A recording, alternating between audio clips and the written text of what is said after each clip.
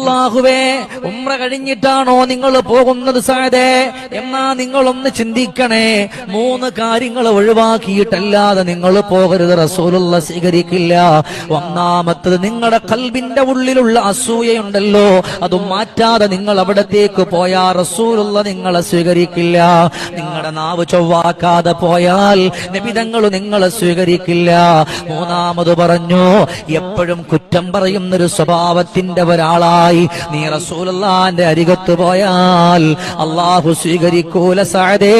അത് 3ഉം മാറ്റിവെച്ചിട്ട് സ്വലാത്ത് ചൊല്ലിയിട്ട് പൊക്കോ.